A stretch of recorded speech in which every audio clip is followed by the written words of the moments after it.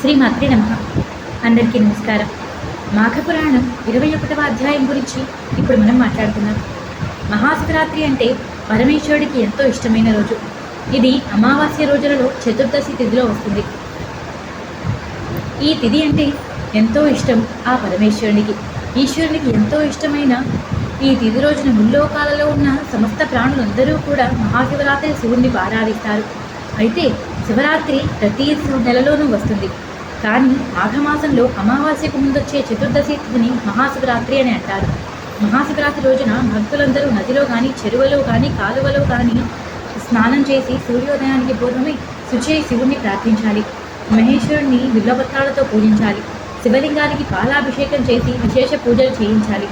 అష్టోత్తర శతనామములతో పాటు షోడశోపచార పూజలు కూడా చేయించి ధూప దీప నైవేద్యాలతో పూజించిన తర్వాత శివప్రసాదాన్ని అందరూ స్వీకరించాలి. భక్తి శ్రద్ధలతో మాఘమాసంలో ఈ మహాశివరాత్రిలో పూజిస్తే శివుణ్ణి అన్ని పాపాల నుండి విముక్తులవుతారు. అంతేకాకుండా శివ సాన్నిధ్యాన్ని కూడా పొందగలుగుతారు. శివరాత్రి రోజున ఉపవాసం ఆచరించిన తర్వాత ఆ రోజు రాత్రి జాగరణ చేసి మరునాడు అమావాస్య రోజు కూడా సూర్యోదయంకు పూర్వమే స్నానం చేసిన వారికి మోక్షం కలుగుతుందని పురాణం చెబుతోంది. శివుణ్ణి పూజించడానికి మహాశివరాత్రి కంటే మించిన మంచి రోజు మరొకటి లేదు. శివుడికి ఎంతో ఇష్టమైన ఈ మహాశివరాత్రి రోజున శివాలయంలో శివార్చనలు, బిల్వార్చనలు, రుద్రాభిషేకం లాంటి విశేష పూజలు చేయిస్తే ఆ పరమేశ్వరుడికి ప్రీతిపాత్రుడై అందరూ కైలాసాన్ని పొందుతారు. శివరాత్రి వ్రతాన్ని ప్రతివారు స్త్రీ పురుషులు జాతి మత కుల భేదాలు లేకుండా అందరూ చేయవచ్చు. మహాశివరాత్రి రోజు జాగరణ చేసి శివుడికి సంకీర్తనలు, భజనలు, శివపురాణం శ్రవణం చేస్తే ఎంతో పుణ్యం కలుగుతుంది. దీనికి ఒక పురాణ కథ కూడా ఉంది. దాని గురించి చెబుతాను శ్రద్ధగా. పూర్వం శబరీ నదీ తీరంలో ఒక బోయవాడు అంటే వేటగాడు తన భార్యాబిడ్డలతో నివసించేవాడు. అతడు ఎప్పుడూ అడవికి వెళ్ళి పశుపక్షాదులను మృగాలను చంపేవాడు. వాటి మాంసంతోనే అతడు జీవనం గడిపేవాడు. ఏమాత్రం దయాదాక్షిణ్యాలు, దాన ధర్మాలు అనేవి అతడికి ఎప్పుడూ తెలియదు. అతడికి దినదిన గంటం నూరేళ్ల ఆయుష్ అన్నట్టు ఉండేది. అతని జీవితమే అతనికి ఒక సమస్యగా ఉండేది. ఎప్పుడు ఆ అడవిలోకి వెళ్ళి వేటాడు తెచ్చేవాడు. వాటినే తన భార్యా బిడ్డలకు ఇచ్చేవాడు. తాను తినేవాడు. ఒక్కరోజు వేట దొరకకపోయినా అతడు ఆకలితోనే ఉండవలసి వచ్చేది. అతడికి వేటాడడం తప్ప మరి ఒక ఆలోచన ఏదీ ఉండేది కాదు. అతడికి ఇంకేదీ కూడా తెలియదు. అయితే ఒకనాడు అలాగే వేట కోసం అడవిలోకి వెళ్ళాడు. కానీ ఎంత ఎదురు చూసినా ఒక్క మృగం కూడా కనిపించలేదు. దానితో అడవంటా తిరిగాడు. చాలాసేపు ఎదురు చూశాడు. అయినా సరే అక్కడ ఏ జంతువు కనిపించలేదు. నిరాశ చెందాడు. ఇంటికి ఎలా వెళ్ళాలి? భార్యాబిడ్డల గురించి ఆలోచిస్తే బాధ కలిగింది అతనికి. వారు ఆకలితోనే ఉంటారు.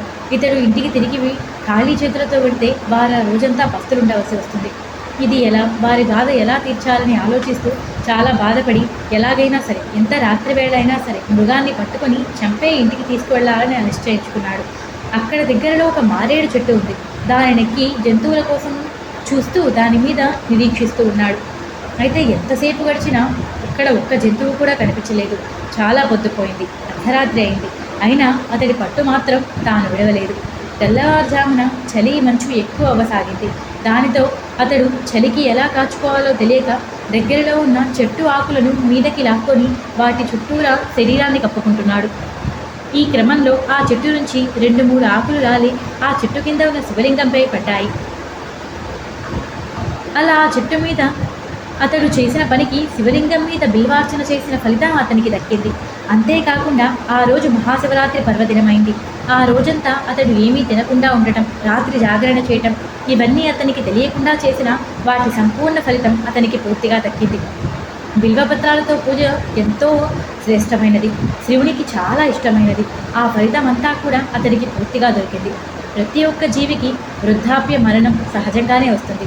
అతడు పెద్దవాడయ్యే కొద్దీ ఏదో ఒక రోగం రావటం, అతడు మరణించడం సహజంగా జరుగుతుంది. అతడు పూర్వజన్మలో చేసిన పాపపుణ్యాన్ని బట్టి తరువాత జన్మ నిశ్చయించబడి ఉంటుంది. ఇందులో భగవంతుడికి ఎవరి మీద ఎటువంటి భేదాభిప్రాయాలు ఉండవు. అలాగే ఆ బోయవాడు కూడా కొంతకాలానికి మరణించాడు. మరణించిన తర్వాత యమభటులు వచ్చి అతన్ని తీసుకువెళ్ళడానికి ప్రయత్నించారు. ఇంతలో శివభటులు వచ్చి వారిని వారించి వారి దగ్గర నుంచి అతన్ని తీసుకుని వెళ్ళిపోయారు.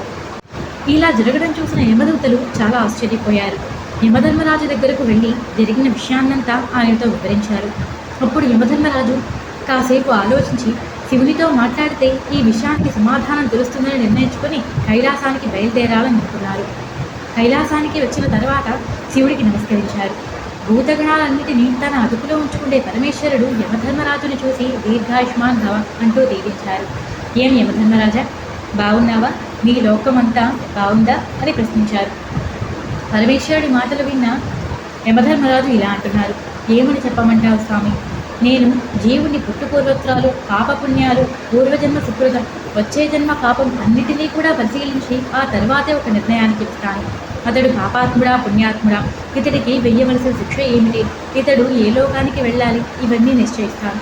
అయితే ఒక బోయవాడి ప్రాణాలు మా యమభటులు లాక్కుని వస్తూ ఉండగా అంతలో శివదూతలు ఆ యమభటులని ఆపి ఆ ప్రాణాలు తీసుకువచ్చేశారు. శివదూతలని కానీ విష్ణుదూతలని కానీ మా యమభటులు ఏమీ చేయలేరు. అయితే ఇప్పుడు ఆ బోయవాడి మహాపాపి. అతడు జీవితకాలం అంతా హింసతోనే గడిపాడు. దయాదాక్షిణ్యాలు లేని క్రూరుడు. ఏ రోజు ఏ దేవుణ్ణి కూడా పూజించేయగడు. దైవభక్తి అంటే అతనికి ఏమిటో కూడా తెలియదు. అంతటి పాపాత్ముడు ఒక్కరోజు మహాశివరాత్రి అవ్వటం, ఆ రోజు ఏమీ తినకపోవటం, ఆ రోజు రాత్రి జాగరణ చేయటం జరిగింది. అయితే అదంతా అతడి స్వార్థం కోసం చేశాడు. ఏమీ దొరకక అతడు భుజించలేదు. అతడు ఎలాగైనా మృగాన్ని పట్టుకోవాలన్న ఆలోచనతో నిద్రపోకుండా లేచున్నాడు. అతడు పొరపాటుగా చెట్టు మీద ఎక్కడం వల్ల మారేడు దళాలు చెట్టుపై పడ్డాయి. ఇందులో అతడు ఏమాత్రం కించిత్తు అయినా సరే అతడి మనసులో భక్తి శ్రద్ధలు లేవు. అయితే అయినా ఇతడికి మోక్షప్రాప్తి ఎలా కలిగింది? నీ సాన్నిధ్యానికి అతడు ఎలా చేరుకోగలిగాడు? ఈ సందేహాన్ని వివరించమని అడిగారు. అప్పుడు సచ్చిదానంద స్వరూపుడు సాంబశివుడు అయిన పరమేశ్వరుడు చిరునవ్వు నవ్వి ఇలా అంటున్నారు. ఓ యమధర్మరాజా, ఇదొక ధర్మ సూక్ష్మం. మంటని తెలిసి ముట్టుకున్నా తెలియక ముట్టుకున్నా అది బాధగానే అనిపిస్తుంది. అలాగే పాపపుణ్యాలు తెలిసి చేసినా తెలియక చేసినా వాటి కర్మ తప్పకుండా అనుభవించవలసి వస్తుంది. కాబట్టి నాకు ఎంతో ఇష్టమైన మహాశివరాత్రి రోజు ఈ బోయవాడు బిల్వపత్రాలతో నన్ను అర్చన చేశాడు. అంతేకాకుండా ఉపవాస జాగరణ చేసి నాకు ఎంతో ఆనందాన్ని కలిగించాడు. శివలింగానికి బిల్వార్చన చేసిన పుణ్యం ఇతనికి దక్కింది. అందుకే ఇతడు అన్ని పాపాల నుండి విముక్తి పొంది కైలాసానికి అర్హుడయ్యాడు. కాబట్టి బోయవాడు మహాశివరాత్రి వ్రత ఫలితాన్ని పూర్తిగా అందుకున్నాడు. అందుకే ఇతడు శివ సాన్నిధ్యాన్ని పొందగలిగాడు అని పరమేశ్వరుడు యమధర్మరాజుకు విన్నవించారు.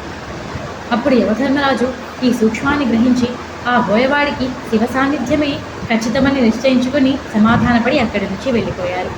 ఇక్కడితో మాఘపురాణం 21వ అధ్యాయం సంపూర్ణం. 22వ అధ్యాయంతో మళ్ళీ కలుసుకుందాం. నేను చెప్పిన తీరు మీకు నచ్చినట్టయితే వీడియోకి లైక్ చేయండి. మన ఛానల్ని చూడటం ఫస్ట్ టైం అయితే సబ్స్క్రైబ్ చేసుకోండి. పక్కనే ఉన్న బెల్ సింబల్ని ఆన్ చేసుకోవడం మర్చిపోకండి.